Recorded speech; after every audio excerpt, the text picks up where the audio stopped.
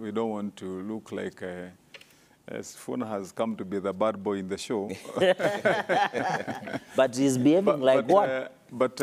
You know, there are few facts that he would need to blend with his view, because some of his views are all right, only that he's filtering them only to suit what currently he would want to project. But if he would expand his view, then he would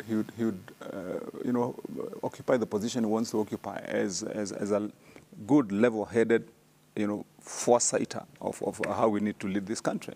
I think the point that Senator Sifuna you miss, in my view, is that all those things that you say about how we should determine as leaders and as a country on the fate of people is precisely why we have the law. Because the law recognizes that we as a community, we are bound to have so many different views and perceptions and decisions about individuals based on what we personally perceive. And it is right to the extent that Sifuna may have perceived those people that they should be adjudged, as he says, that they lack integrity, that they lack this. And we all have those different views, and to the extent that they are our own personal opinions, we are right. But to the extent that they are applicable to a modern, civil, all-equal society, that is why we have the law. Then that law determines that let people go through this due process. At the end of it, determine either of all those three things in various ways. Then you can be able to say you have a level playing field. So I just want to persuade him that if you leave that impression that we have agreed as a country that certain individuals, by dint of our own perception, are incompetent, unsuitable, or lack integrity, that would be wrong. And then lastly, let me say, anybody who knows the reputation of Speaker Moses Wetangula in this country for all the time when he's been a legislator, and I think there is no one else right now. I think maybe people like James Orengo, maybe Bonnie Halwale and others. My brother Sifuna would be a baby in that pool.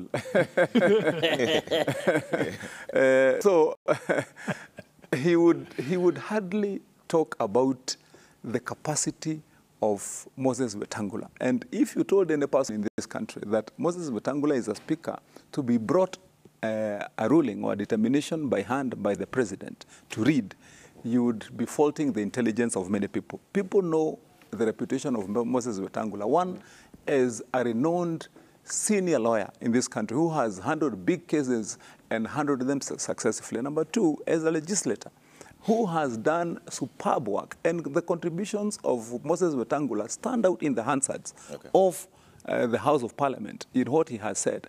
And in fact, when we were campaigning, he's called Papa Waroma Alias Kizungu Mingi.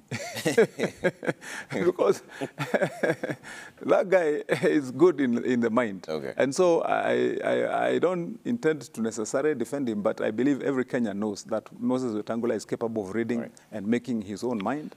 And neither does William Ruto need to write a ruling, because that ruling and determination of who is the majority does not require his interference. I believe, and I want to promise, I think most of the people who have not taken keen interest in learning how President William Ruto is intending to lead this country, I think there will be many surprises in his leadership, because he intends to undo the formalities, the norms that we know, and lead this country in a different way. So seeing him in Parliament may be just a beginning. We may be seeing a lot much more. Sifuna, finally.